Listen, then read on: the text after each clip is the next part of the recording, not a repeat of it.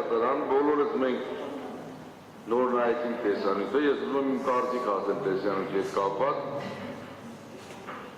Ինչ տեսանք, տեսանք, որ Մնոյանը շատ հոգնած, տանջված, մի քանի օր չքնած, տենց ես կարող ասեի ոչ ադեկվատ վիճակում, մի պահ տեսանք նա թուղթ է ման գալիս, բոլորիս աչքի առաջ ա եղել, տենց մի 7 պապկա թերթեց, հետո չճարեց, վերջում մի հատ ասես նացյակի վեկալ դրան դեմը բացած սկսա քդի տակ ինչ-որ բաներ ասել։ Այն ինչ որ իրան պետք էր, բարձր բոլորս լսում ենք, այն վերջում որ ասել մարտական փամփուշ են շատ լավ լսվում էր,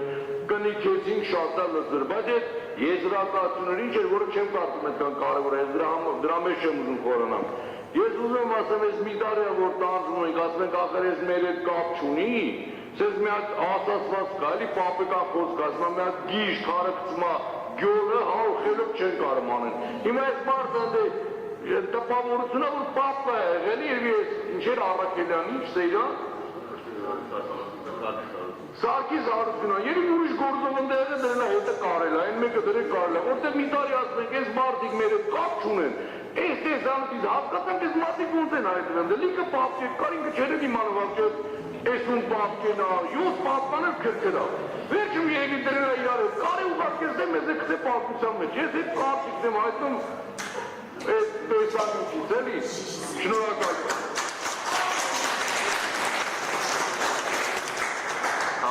Շատ կարգավիճակություն անեմ ու մի հատ կարճ միջնորդություն։ Պատվարժան դատարան նաև իհարկե կարող է տպավորություն լինի ու իրականում էլ տենց է, որ անիմաստ ժամանակ ենք ծախսում այս չափածույցների վրա, որը ոչ մի բանի չի վերաբերվում, բայց կոնկրետ այս տեսանյութի ուսումնասիրությունից հասկանում ենք մի հատ կարևոր բանը քննության որակն է։ Քննության քննչական գործողության ընթացքում ինչ պետք է անի քննիչը։ Մի հատ տոպրակ են բերել, պետք է բացի, մեջից անի ինչ-որ մեջը կա, ինչ-որ տեսնում է դրա մեջ նկարագրի, փակի տնի տեղը։ Այնտեղ ոչ մի ուրիշ հատորի մեջ բան փնտրելու, փորձագետի եզրակացություն փնտրելու, դրա հետ համադրելու, որ հանկարծ սխալ չլինի, ընդհանրական գոյություն չունի եւ տրամաբանություն էլ չկա դրա մեջ, որովհետեւ ինքը այս ապացույցը ստեղծում է, որպեսզի օբյեկտիվ եղանակով այս ապացույցը հնարավոր լինի վաղը մյուս օր համադրել այդ նույն փորձագետի եզրակացության հետ, որպեսզի թերություններ կամ ինչ-որ բաներ հասկանալի լինի կան թե չկա։ Այս գործողությունը ուղղակի ձևական ընթացակարգ է, բայց սրանից մենք նաև հասկանում ենք, թե ոնց կարող է ստացված լինի, որ նույն Մնոյանը արձանագրած լինի ձայնային արձանագրության մեջ չեղած մի բան, որը վերաբերում է գյուլելու ձայնագրությանը։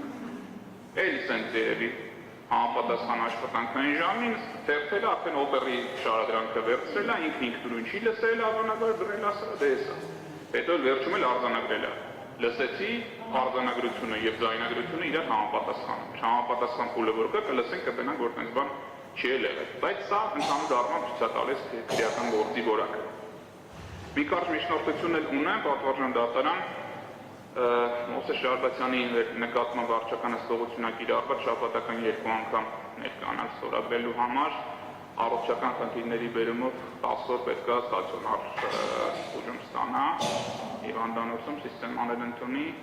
դրա կապակցությամբ խնդրում եմ սահմանափակումը նախատեսել շաբաթական 1 օրով որպեսզի 2 շաբթի գնա ստորագրի մեկ էլ են մյուս շաբաթվա համապատասխան օրերն այն 10 օրվա ժամկետը կարողանա պահպանի չներկանա կամ դատարանը որպես այլ տարբերակ գիտություն ընդունի, որ տևական ժամանակ հիվանդանոցում է գտնվելու եւ այդ պարտականության չկատարումը պետք չէ։ Հենց 2 շաբթի օրը կստորագրի եւ կգնա հիվանդանոց։